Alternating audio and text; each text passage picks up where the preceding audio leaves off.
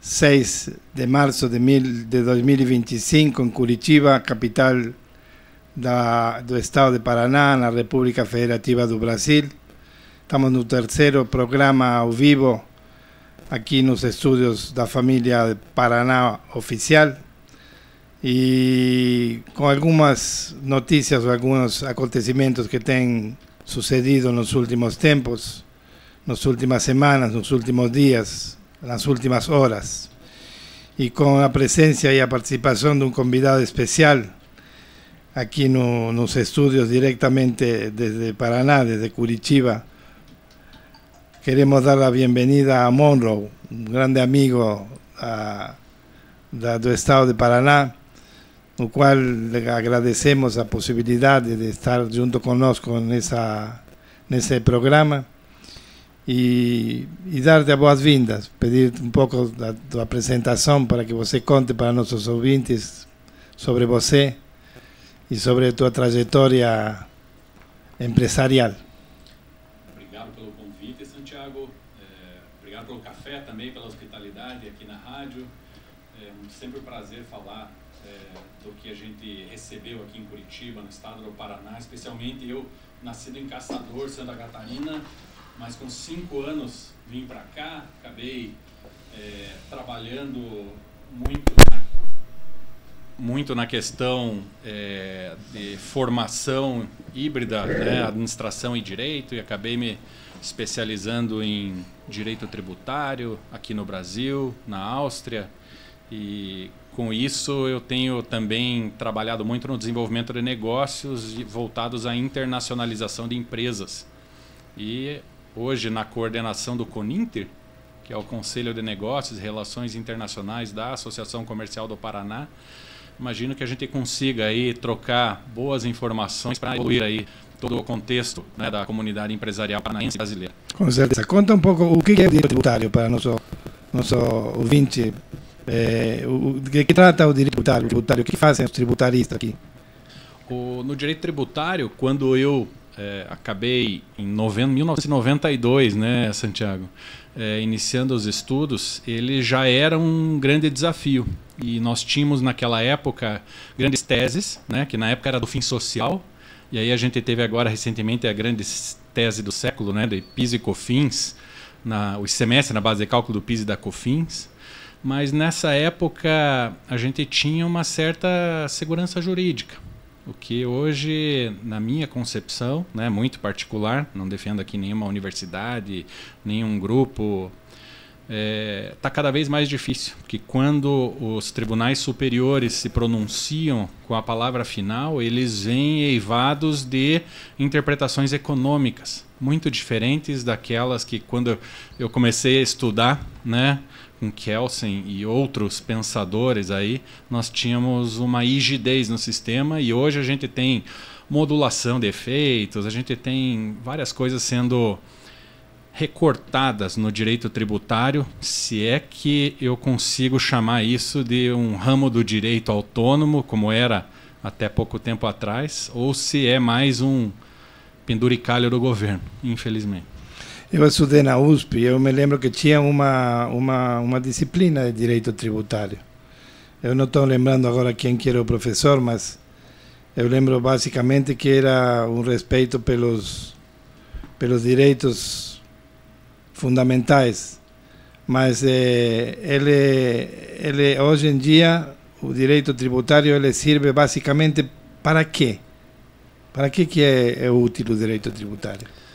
Para dar segurança para o Estado coletar, né, impostos de uma maneira equitativa sobre os contribuintes, né, o pagador do imposto. Nós temos tributos diretos e indiretos, né, o que a gente fala tributo sobre o consumo, que foi objeto de uma grande reforma agora que está sendo, será, né, implementada. O famoso IVA. O famoso IVA, que no Brasil foi um IVA dual e que no início das discussões de reforma era para serem trocados 9 impostos por 2. Né? E hoje o que a gente viu é que trocaram 5 por 5, porque criaram IVAs, né, o CBS, IBS, imposto seletivo, mais um fundo, e mantiveram o IPI. Outro dia eu escutava falar o governador de Santa Catarina, que diz que cada R$100 que o Estado envia para o Brasil, 10 voltam para o Estado. Isso é uma brincadeira. Mas aí tem muito direito financeiro, né? Essa questão de repartição. Então, mas isso não é tributário, então?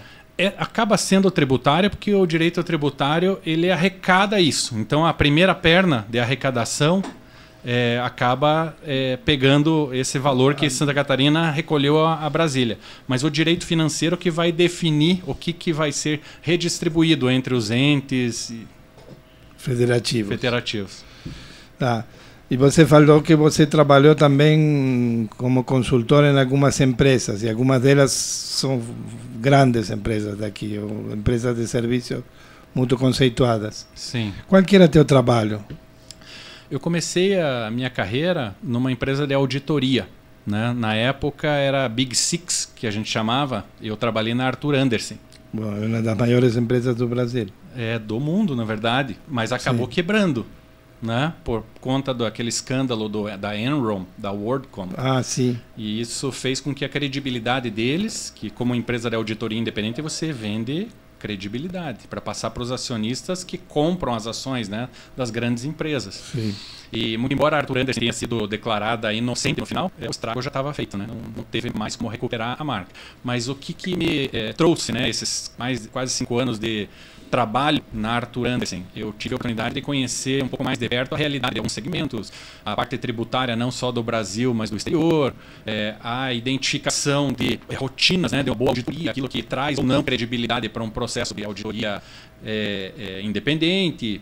E isso faz com que eu hoje, depois de ter estudado administração e direito, tenha tranquilidade para conversar de igual para igual quase com os contadores, né? E com, obviamente, os empresários que também fazem a utilização, né, de todo esse aspecto de balanços, demonstrações financeiras em comparação com abertura de capital e negócios internacionais, que é o que hoje tenho desempenhado. Nessa área de negócios internacionais, hoje em dia, qual que é a tua função? O que você faz para um negócio internacional, para algum empresário que pode estar escutando nesse momento? O que significa um Moro poder colaborar com um empresário na área de negócios internacionais? Gostei dessa pergunta, Santiago. Obrigado. Olha só, antes eu atuava como sócio de grandes bancas de escritórios de advocacia. Então eu acabava fazendo só consultoria tributária pura, pareceres. Hoje eu sou business developer. Então eu desenvolvo negócios internacionais em que eu sou tanto diretor e faço soft landing de empresas estrangeiras que estão... Que é soft landing? Então é uma aterrissagem suave, né? Para que as empresas, ao invés de virem com todo o peso de uma grande multinacional para cá, que elas comecem aos poucos, com um diretor contratado como eu, aí eu consigo fazer a contabilidade também com parceiros, né? Tudo isso de uma maneira que eles vão tendo mais segurança em se instalar no Brasil, no Mercosul, né? Então vou dar um exemplo agora. A gente fechou uma operação de M&A, eu ainda não posso citar o nome da empresa, mas é aqui do Paraná, e ela teve o controle vendido por um grupo italiano. Né? Nesse trabalho, em que houve a aproximação das empresas, eu atuei tanto na pré-due diligence, que a gente chama, né? Que é o preparo dos documentos contábeis para que a empresa lá do exterior possa analisar as demonstrações financeiras de uma maneira que ela fique segura no investir, né, em outro país. Interessante. E hoje a gente acompanhou a due diligence, que foi feita por um escritório, né, de São Paulo, no caso, contratado pelos italianos, e agora a gente está numa fase que foi fechada a operação de M&A, com critérios também de performance, né? Então, existem, no decorrer dos próximos 3 anos, né, alguns KPIs, alguns índices, né, que precisam ser atingidos. Muitas metas. E essas metas precisam ter a devida gestão. E essa gestão, tanto da contabilidade pura quanto das metas financeiras, é algo que eu também faço com a minha equipe. Né? Faz muito tempo que eu já não trabalho mais sozinho, eu trabalho em rede. O nome da rede que eu trabalho é a Rede Consciência Nações Mercado. Para esse caso específico, nós montamos 2 equipes multidisciplinares, uma com contador, outra de business developer e outra de um gestor tributário, que sou eu, e de um gestor de compliance. Tá? Então essas 4 pessoas fecharam a operação de M&A e agora a gente entra com uma outra equipe que entra esse aspecto contábil para a gente tocar daqui para frente o projeto. Isso daí basicamente seria um trabalho de internacionalização de empresas, seria exatamente. Isso daí foi de uma empresa estrangeira querendo operar no mercado brasileiro. Exato. E no mercado brasileiro operando fora. Por exemplo, tem uma cooperativa da Bahia, amigos meus, que eles querem se internacionalizar. Eles querem operar com seu produto no mercado europeu. Esse tipo de trabalho é um profissional como você realiza? Também realizo. Então eu tenho equipes multidisciplinares em diversas partes do mundo. Eu tenho no abrir empresas fora, offshore, né, fora do Brasil, tanto nas Antilhas quanto em países europeus, Ásia, Europa, eu tenho equipe e trabalho com uma empresa parceira, né, em que eu sou business developer, que está há 20 anos no mercado. Além disso, eu tenho meu parceiro na Espanha, né, que é específico para esse mercado, que inclusive via Coninter e outras entidades aqui do estado do Paraná, a gente deve realizar uma missão internacional trazendo espanhóis para cá em junho e levando brasileiros para a Espanha em outubro. Conta para nós então, antes de entrar nessa missão, que me interessa sobremaneira, até porque eu, antes de morar aqui em Curitiba, novamente eu morava em Andalucía, en España, tengo mucho interés en poder colaborar con esa misión, tanto na ida como na vinda. conta para nós o que é o Coninter, de quem depende o Coninter, o que faz o Coninter. Tá bom. A Associação Comercial do Paraná tem 134 anos e um dos conselhos permanentes dela é o antigo CONSEX, que é o Conselho de Comércio Exterior e Relações Internacionais. Então, o professor Antoninho Caron, né, ele era o coordenador do CONSEX nos últimos anos, e ele, tentando identificar novas oportunidades para a Associação Comercial do Paraná se inserir, denominou como negócios, que é muito mais amplo do que o mero comércio. E aqui a gente entra em M&A, a gente entra direitos de propriedade intelectual e várias outras coisas, além do comércio de commodity, por exemplo. Então, no Coninter, nós somos hoje em 30 membros, temos reuniões mensais e reuniões também do que a gente tem apoiado, que é o Café das Nações. Tá? Então, as reuniões ordinárias, a gente normalmente leva algum palestrante e a gente discute entre nós o aspecto associativo, né, de como a Associação Comercial do Paraná pode auxiliar seus associados, né, e parceiros de negócio para o melhor desenvolvimento de negócios internacionais. Tá? Tem que ser um associado da Associação Comercial para poder participar. Para participar do Coninter, sim, que é o Conselho de Negócios e Relações Internacionais da Associação Comercial do Paraná. E aí, Santiago, é importante frisar que o Estado do Paraná, hoje, né, nesse ano, ele está trabalhando de uma maneira a integrar não só a Associação Comercial do Paraná, mas todas as entidades do G7, o Corpo Consular, SEBRAE e outras entidades que atuam nesse âmbito de negócios internacionais, para haver um compartilhamento de agendas e objetivos para que o Paraná vá em peso em cada uma dessas missões. Ao invés de só a associação levar 20, quem sabe com o FIEP, com o FACIAP, com o CEPATA, a gente consiga levar 30, até 40 pessoas. Com certeza. Com certeza. Então, está tendo governança com outras instituições. Está. Sobre a liderança do Coninter. Não é liderança do Coninter. Quem está liderando esse específico é a Secretaria de Estado de Indústria, Comércio e Serviços com a FIEP. São essas duas entidades que iniciaram essa governança e a ACP via Coninter faz parte, né? E a primeira reunião presencial deles, de lançamento da Pedra Fundamental, vai ser no dia 12/3 da semana que vem. Agora, semana que vem, na Associação Comercial do Paraná, logo depois do Café das Nações. Então, conta para nós o que é esse Café das Nações, do qual eu participei de um deles, espero continuar participando agora nessa área que você falou. E conta aqui um pouco, porque no Paraná tem mais de 20 ou 30 representações diplomáticas. Sim, 40 agora. 40 representações diplomáticas estrangeiras aqui na capital, porque tem algumas que são na Nordina, também tem algumas, seguramente Foz do Iguaçu também tem outras. Mas conta um pouco o que é esse Café das Nações e de onde surgiu o Café das Nações, que tem também, se a memória não me falha, teve o apoio do grande jornalista, não? Sim, sim. O saudoso Dr. Odone Fortes Martins, ele é o criador do Café das Nações, sempre foi 30 anos. Né, começou esse projeto e agora a dona Irene Martins está conosco aí trabalhando a continuidade num formato um pouco mais comercial. A gente produtou o Café das Nações para ele receber patrocinadores. Que bom. Então esse do dia 12, por exemplo, a gente vai ter patrocínio dos Correios, do Old Bank de São Paulo, da Mundial Comex e da Polar. Parabéns. E o apoio do Coninter, a Associação Comercial do Paraná, que é o presidente Jerome, né? Faz questão de não apenas ceder o espaço, mas também o café da manhã. Um grande presidente, uma grande oportunidade. E o que acontece nesse café na prática? Então, o tradicional que a gente chama é a celebração das datas nacionais dos diferentes países pelas suas representações diplomáticas. Okay. Né? Então, nesse dia 12 de março, por exemplo, celebraremos as datas que são comemoradas em janeiro, fevereiro e março. Tá? Não vou ter decor aqui, obviamente, mas a gente agora decidiu, então, ao invés de fazer todo mês só a celebração de datas, a gente está alternando. Um mês a gente faz a celebração das datas nacionais e no mês subsequente a gente traz para junto desse mesmo público de cônsules os presidentes das câmaras bilaterais de comércio. A gente tem trazido de duas em duas, né, na maioria das vezes. Então a gente começou com China e Japão, a gente fez ali a Argentina, a gente fez com a Alemanha, a gente fará agora em abril, né, o Café das Nações Business, que a gente chama Luxemburgo e Argentina novamente. E aí a gente vai pegar em junho, que é a data que a gente pretende receber os espanhóis aqui, Espanha e Noruega. Os espanhóis, essas aí, conta um pouco, essa é uma missão de ida e uma missão de volta. Essa missão de Espanha é com uma região especial da Espanha ou com toda a Espanha? São duas regiões especificamente, Madrid e as Ilhas Canárias. Né? A ideia é que nessa missão a gente vá para Gran Canária. Essa missão foi realizada 9 anos atrás pela Associação Comercial do Paraná, com a FIEP e a OCEPAR. Né? Levamos cooperativas, foi muito proveitoso. Né? Porém, não deu negócio. Né? Esses negócios internacionais, você planta, lança semente e aí as coisas vão aparecendo. O que nós temos de novidade agora? Né? Não apenas o regime tributário das Canárias é um dos melhores que o Brasil tem com a União Europeia, porque tem um acordo para evitar dupla tributação, Brasil e Espanha protegendo com isenção a distribuição de dividendos, e lá internamente eles têm um regime aprovado pela União Europeia em que o imposto de renda acaba ficando na casa de 4%. Né? Mas obviamente, dependendo de você investir, criar empregos e ser algo... Exatamente, tem requisitos. Mas então seria com a Gran Canária e com Madrid? Com Gran Canária, Madrid e agora, estamos falando, o Porto de Castellón. Né? Castellón. Esse porto, já conversamos inclusive com a APA aqui, com a Porto de Paranaguá, já colocamos eles em contato. Esse porto está com áreas, né, prontas para serem oferecidas, né, para o Paraná, Brasil, né, retroáreas, né, nesse porto, que é muito ligado agora com ferrovias novas, que serão entregues em 2026 na União Europeia.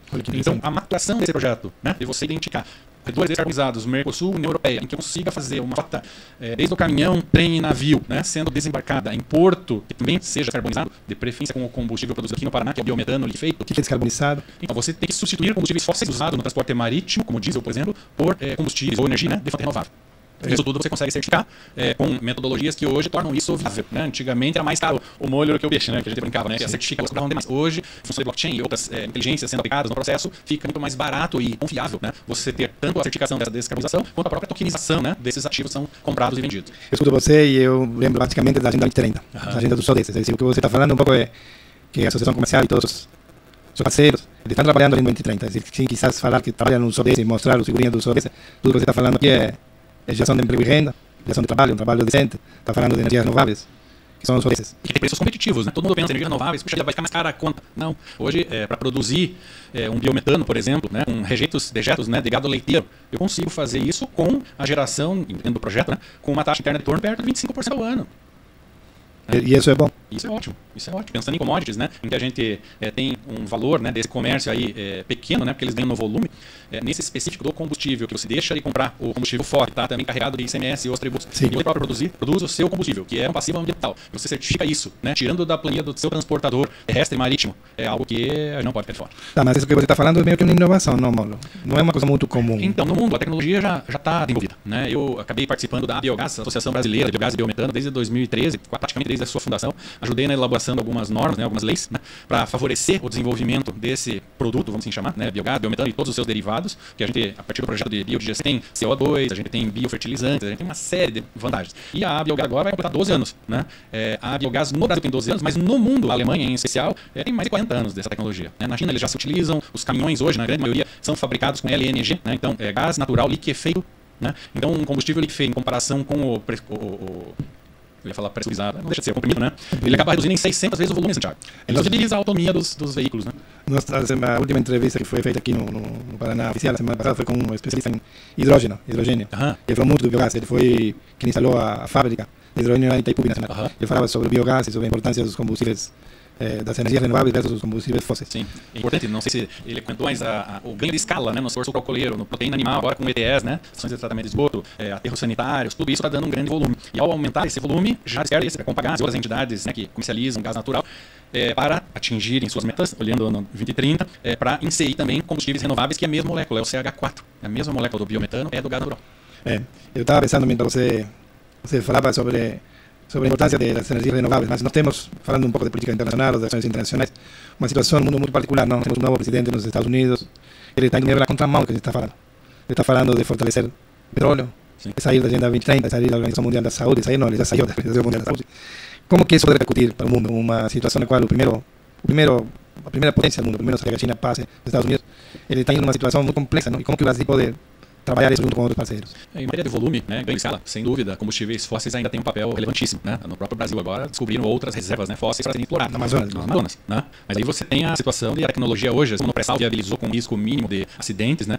Talvez no Amazonas tenha alguma coisa nesse sentido que também possa proteger. Claro que nós, cidadãos, temos que proteger todo o bioma, toda a natureza, mas aí quando a gente fala um pouquinho desses renováveis, né, que eu falei para você que está ganhando escala no Brasil em especial, a gente tem que lembrar que o presidente está dando um recado muito claro para o mundo. Olha aqui, ó, quem manda no mundo somos nós e a OPEP, vamos assim dizer, né? Você comprando combustíveis fósseis. Então, será que a gente vai precisar descarbonizar ou a gente vai precisar, um passo atrás aqui, dar segurança energética? Será que cada país não vai ter que ser autossuficiente e produzir, especialmente de fontes renováveis, o seu próprio combustível para ficar não apenas mais competitivo e atingir as metas, mas ter a segurança de que não vai ficar na dependência de um dos grandes players da OPEP? Isso seria segurança energética. Segurança energética na minha concepção. E vamos pensar aqui uma nova leve de caminhoneiros, né, em que nós temos hoje um problema gravíssimo no Brasil, que é o petróleo chega no litoral e demora para chegar no interior. Então a mortandade de Itainhos e leite derramado é porque faltou diesel, né, para fazer as entregas e tudo isso foi horroroso. Então por que não termos o chamado pré-sal caipira bem administrado de uma maneira que torne o nosso estado e o Mercosul competitivos e seguros de que será feita a exportação no prazo aprazado, né? Essa discussão já está sendo levada à frente por alguma política pública? Sim. O Dr. Cícero Blake, um dos fundadores da Biogás, ele tem defendido muito os microcorredores descarbonizados. A gente tem conversa para que ele também se insira nessa missão, porque uma das partes dessa missão pressupõe a criação de infraestrutura suficiente no Mercosul, claro que a partir de uma liderança do Paraná, em que essas tecnologias sejam disseminadas, não só nas cooperativas, mas nos pequenos produtores rurais. Né? O Cícero está mais focado nos pequenos produtores rurais. E olha mais para os médios e grandes, né? Mas de uma maneira que também esses médios ganhem certa independência, né? Para eles não ficarem sempre a reboque, né, do grandes. Aqui existem players pequenos também? Ou só tem médios e grandes? Eu diria médios e grandes é o mais provável, mas os pequenos que fazem a movimentação da sua própria frota, por exemplo, eles conseguem empatar o investimento. E o estado de Paraná é um estado avançado dentro da federação? Sim. O estado do Paraná tem políticas públicas e não apenas tributárias e financeiras, mas também de treinamento do pessoal e levando, né, juntamente com o FIEP e outras associações, né, o conhecimento necessário para que haja, a partir do exemplo do que Itaipu fez com Rafael Gonzalez e outros lá do CI Biogás, possam fazer isso em escala industrial. Aqui uma das coisas que a gente conversa muito com o Alexandre e que tem a ver com o exemplo de alguns países como a Coreia, é a profissionalização da capacidade do talento humano. Você está falando de alguma forma de determinadas terminologias, para ser redundante, que tem a ver com inovação. Como que está o profissional, a formação do profissional nessa área de energias renováveis, nessa área de novos negócios, com essa visão de descarbonização que vocês estão querendo fazer com a Espanha, que eu acho que é um modelo, não? Que você está fazendo não é uma coisa muito comum. Não. É uma coisa bastante ousada. Sim. E que tem a ver com uma ideia que você está conduzindo de alguma forma por 2 anos de experiência, não só na parte tributária, senão na parte de energias renováveis. Sim. Além de trazer toda essa inovação, a gente permite que no campo a sucessão seja de uma forma mais atrativa para as futuras gerações. Então tem muitos filhos, né, de produtores rurais que já não querem mais ficar no campo. E aí com a tecnologia disseminada, o controle do ponto de vista de remotamente você acessar a sua planta, né, que também essa automação é necessária para gerar escala, né, isso tudo tem atraído o interesse desses sucessores. Então a gente consegue dar perpetuidade também no campo, nas grandes propriedades, em algumas cooperativas de menor porte, né, que até pouco tempo atrás a taxa, né, de mortalidade, de encerramento do negócio sendo vendido para multinacionais ou se encerrando é muito alto. Me conta um pouco, voltando mais ao tema me conta um pouco da ACP, Associação Comercial do Paraná, e dessa relação que tem com os consulados. Eu não tenho visto em outros lugares, por São Paulo, uma relação tão próxima entre uma organização do setor privado e organizações do setor público, porque o consulado é, de alguma maneira, uma organização do setor público. Eu fico feliz de que tenha uma relação muito forte com a Argentina, meu país de origem, e muito feliz que seja também com a Espanha, meu segundo país, através da Sul Blanca, através da Consul Blanca, muito ativa, não? Sim. Muito ativa e muito trabalhadora, filha de Saturnino, não? Sim, e ela que foi responsável por permitir que no mês passado realizássemos um webinar com o pessoal do ISEX Espanha, que é o Paraná, Investe Paraná, né, da Espanha. Com a Apex, como se fosse, porque é uma organização nacional. Foi a Blanca que conseguiu.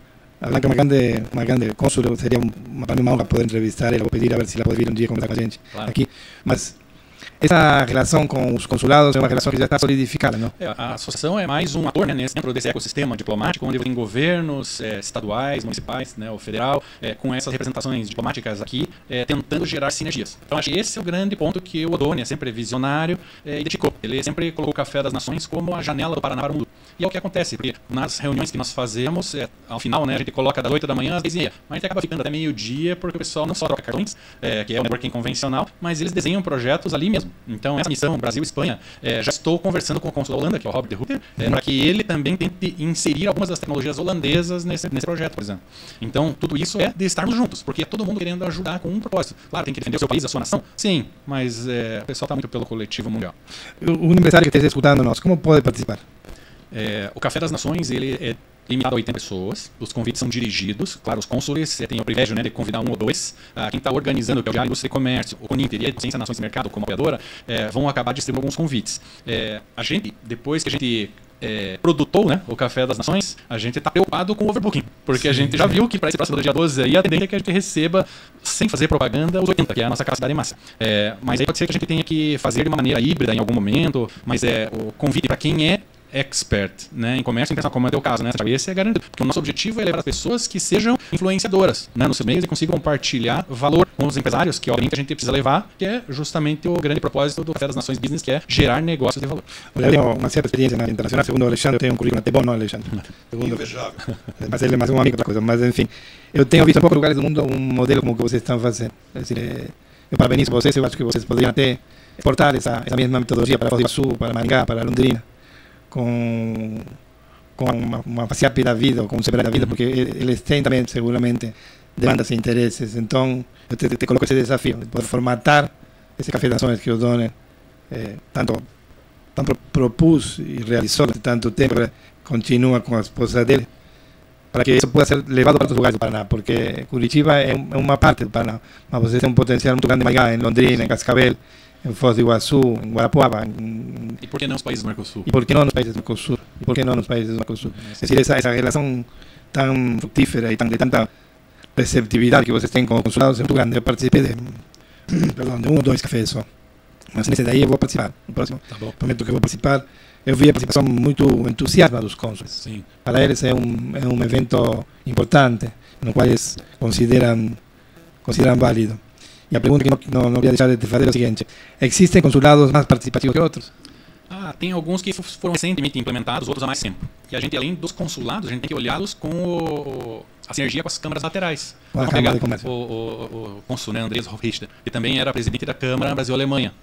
Né? Então isso fazia com que consulado e Câmara tivessem uma potência absurda. Muito bom. Entendi. Mas aí não são todos os consulados que atuam proximamente das câmaras. Né?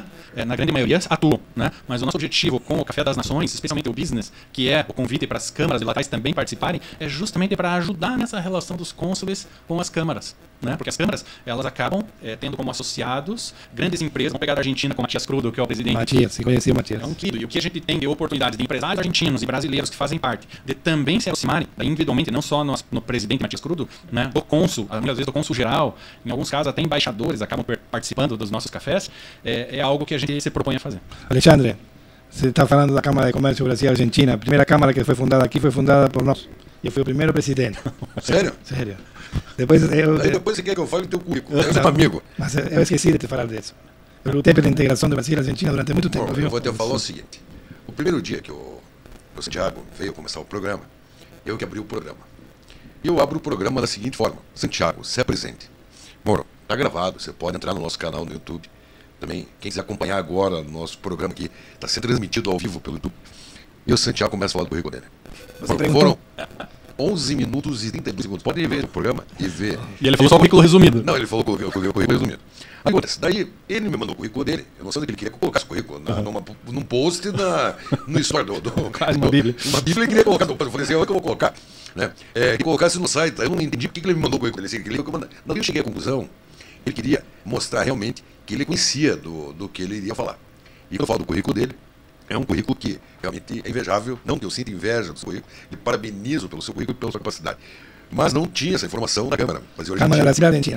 Não tinha essa informação. Nós fizemos uma Câmara na época de um cônsul. Você fez parte do Mercosul, né? Eu fui secretário do Mercosul. Você foi secretário do Mercosul. Fui secretário do Mercosul lá em Montevideo. Fui secretário do Mercosul com o governador Requião durante 8 anos aqui. E fui assessor da presidência da representação brasileira do Mercosul lá em Brasília. Durante certo tempo. Fora que ele não falou que ele foi fazer em Bruxelas. Mas isso foi nos últimos anos. Foi nos últimos anos. Isso que eu estou falando foi na década de 2000, 2010, 2003, 2004. Que foi a Câmara Brasil-Argentina. Que foi a Câmara Brasil-Argentina, por isso que eu falo, falando das câmaras de comércio. Mas deixa eu fazer uma pergunta para o Moro. Moro, eu estava ouvindo você falar sobre o mercado internacional, o mercado financeiro, estava ouvindo você falar sobre tributos, e hoje o grande problema, né, que eu sempre discuto aqui com os meus entrevistados pela manhã, é o fato, hoje todo mundo fala sem embasamento nenhum. Né? Então, porque um critica o governo que tirou o dinheiro do agronegócio. Outro critica o governo porque o café está caro. O outro critica o governo porque o ovo está caro. O outro critica o governo porque a farinha está cara. O outro critica. Nós tivemos um povo de críticas em 1994, na época do Fernando Collor. O povo pintou a cara e saiu às ruas. Os caras pintadas. Naquele momento, resolveu sair às ruas. Em 2015 ou 2016, que foi o impeachment da Dilma, né? Não adiantou o povo sair às ruas. Porque antes do povo sair às ruas, veio o impeachment e derrubaram a Dilma. Não é por isso, no mercado internacional, o que afeta o mercado financeiro é o governo americano. Né? Porque o Trump falar, vai mexer, vai sacudir tudo. O café, você está falando em commodities, né? O café, ele é uma commodity. Né? E o café, ele tem a sua cotação feita no mercado internacional. É culpa do Brasil o café está caro ou não? A gente fala dessa imagem, a gente tem tudo para dar uma justificativa. Mas o que está por trás disso é a ampla teia, né, de compradores e vendedores, e sendo um disposto a pagar um pouco mais, o vendedor aqui vai ver a ele. É a lei do mercado.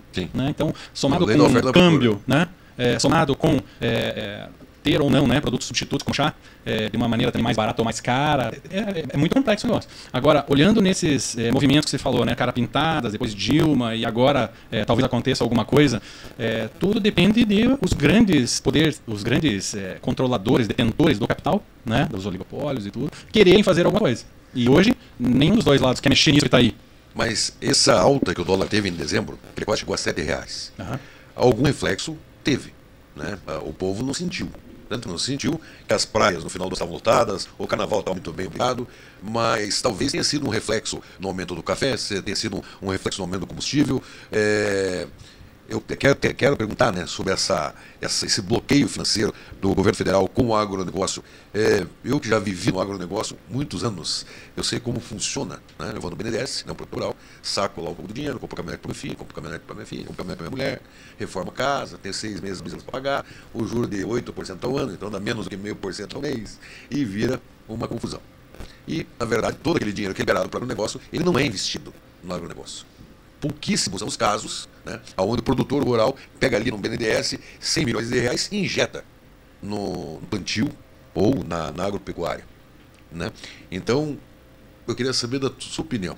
Não, a gente tem situações em que políticas públicas não são mal implementadas, né, dando brecha para que os grandes grupos econômicos tomem esse dinheiro barato em detrimento de quem mais precisaria ser incentivado. É uma realidade que não adianta tapar só com a peneira aqui, mas na medida do possível, pensando no modelo das próprias cooperativas, em que dão um acesso a crédito de uma maneira mais facilitada para os seus cooperados, e a gente também tem as cooperativas de crédito aqui, exercendo um papel bastante relevante. O que a gente precisa identificar, assim como o BNDES para o agro, né, acaba tendo essa dificuldade de chegar na ponta, o dinheiro barato, a gente tem outros segmentos, né, em que a gente tem a escolha dos campeões nacionais para receber a maior parte e com esses juros subsidiados saindo dos nossos impostos. Então isso a população não sabe, mas é difícil você mostrar para a população que o juro subsidiado, que a renúncia fiscal, que coisas que os governantes têm como medida para ajudar os seus apadrinhados, acabam vindo muito pouco, né, para a população que acaba assumindo a maior parte desse recurso. 78% dos parlamentares do nosso país, 78% são do agronegócio. E eu vou te falar algo que sempre me chamou muita atenção. Eu não sei qual que é o tamanho onde você mora, da onde você mora, mas sei o tamanho do maior apartamento hoje da América Latina. É um apartamento de 1.000 metros quadrados em Curitiba, né? Esse apartamento ele paga um IPTU parcelado mensal de R$8.000. E isso chega no final do ano a quase R$100.000, né? E se você pegar uma área rural com exatamente, não vamos falar em milhões de alqueires, nem milhões de hectares, vamos falar em 50 alqueires. Cada alqueire tem 24.200 metros quadrados. O CCIFTR não dá R$1.000 por ano. Então, você veja, o faturamento deles é gigantesco e o custo deles, perto do brasileiro, perto do trabalhador, né, é muito menor do que... E por que há esse disparate? Você falou a importância, né, desses 78%. São segmentos mais organizados, né? Tem uma concentração das cooperativas em que eles escolhem os seus candidatos e conseguem fazer com que sejam eleitos e com as regras atuais, né, de pessoas físicas, né, produtores rurais na pessoa física também, pagando menos imposto, acabam também se beneficiando nesse lado. A grande bancada, o agronegócio, da bala, os evangélicos, tudo isso acaba formando o tecido de quem hoje representa o Brasil no Congresso Nacional, que está totalmente descompensado, tanto na Câmara dos Deputados, especialmente no Senado, né, pela questão não só econômica, né, mas a quantidade de pessoas que vivem em cada uma dessas unidades, né, da federação. E aí, aos poucos, né, é uma revolução que vai acontecer. Eu acho que desde a 1889, né, quando o agro tomou conta e tirou a monarquia e, enfim, começou a colocar muito poder na mão de quem detinha as terras, a gente ainda continua evoluindo. Mas ninguém vai abrir mão do seu poder assim, né, estalando o dedo. Não. O que a gente precisa, Alexandre, é identificar que formas a gente consegue tornar as regras eleitorais, né, constitucionais, mais sérias, né, e efetivamente no centro, e não só os donos do poder. Não, eu estava escutando você e as perguntas são interessantes. Eu acho que foi ontem que o presidente da Espanha, junto com mais 2 presidentes, falavam de uma taxação para grandes fortunas. Uhum. É recorrente isso, né? Eu me lembro que eu trabalhava com... lá, nos 1900 um pouquinho. Trabalhei com Paulinho Borhausen, filho do Jorge Borhausen, catarinense. Paulinho hoje é secretário de Relações Institucionais do governo do Jorginho Melo. Ele já falava naquele momento de taxar as grandes fortunas. E ele era uma grande fortuna. Era uma pessoa com uma visão interessante. Fernando Collor tentou algo parecido, né? Tentou? Acho que não chegou a colocar como projeto, mas tem um que meio... Veja, a minha especialidade é a tributação. Sim. E eu assisto clientes que colocam parte dos seus patrimônios fora do país. Por causa desse risco? Por causa do risco país, risco cambial, sucessório, acaba tendo algum planejamento tributário. Na tributação, a gente tem curva Laffer e outros aí que demonstram que quanto mais você aumenta a carga tributária, mais as pessoas vão buscar subterfúgios, né, para pagar menos, planejamento tributário agressivo. E aí, o que me vem à mente com tributação de grandes fortunas? Se não for feito isso de uma vez só no mundo inteiro, não vai dar certo. Senão o capital vai indo de um lugar para outro. A França, vários já tentaram e viram que o custo de se coletar esse imposto é maior que aquilo que se coleta. Então, economicamente falando, do ponto de vista técnico, não é viável. né? O que a gente tem que identificar é, tem um aumento de impostos sobre herança, vamos lá, o Paraná aqui tentou colocar de 4 para progressivamente chegar a 8, né? Já teve que recuar porque não conversou com a população paranaense. Mas isso vai acontecer no final desse ano, 2025, na Assembleia Legislativa do Estado do Paraná, alguma discussão mais séria para ver qual é a destinação também dessa arrecadação terá que ser feita. Interessante o que ele fala, isso para nossos parlamentares amigos. A gente vai ter que chamar novamente o Moro para participar. É boa. Mas para que ele não utilize de todo o espaço do seu programa, porque os assuntos são bons, né? As manchetes são boas e seriam assuntos para a gente discutir aqui o dia inteiro, né? Porque daí você fala no mercado internacional, né? E um fala que o ovo ele não é cotado no mercado internacional, mas outro fala que o frango é cotado no mercado internacional. E se o frango é cotado, por que o ovo não é cotado? Se a gasolina é cotada, mas o etanol não tem lá fora, e por que a gasolina é e o etanol não é? O que mostra basicamente o sucesso da ideia, do projeto desse programa de vincular o internacional ao nacional. Hoje em dia não existem... Mas deixo à tua disposição o programa Alô Paraná, que vai ao ar das 8 às 10. Se você quiser trazer, seria uma alegria muito grande. Obrigado. Porque daí eu também vou participar desse programa. Você vai participar? Vou participar do meu programa, vou participar do meu programa. Não, eu ia ser do espaço para vocês, mas daí eu participo do meu programa. Eu vou ter algumas novidades, assim como o Santiago trouxe aqui, ele ter sido presidente da Câmara, né, Argento Brasileira, no seu início e tal, eu tenho algumas coisas políticas para trazer para vocês. Não, eles tiveram que mudar o nome.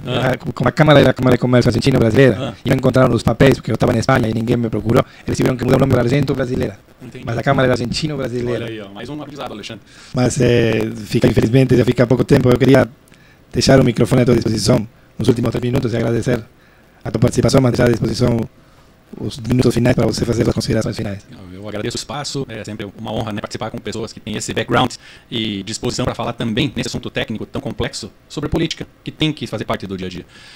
E eu vejo, né, como os nossos líderes aqui, no caso o Degeroni, né, que preside a Associação Comercial do Paraná, que faz questão de apoiar o Café das Nações, pessoas como a dona Irene, que é uma líder que está levando uma bandeira, né, que era do Odoni, que hoje a gente ajuda da maneira que a gente consegue, né?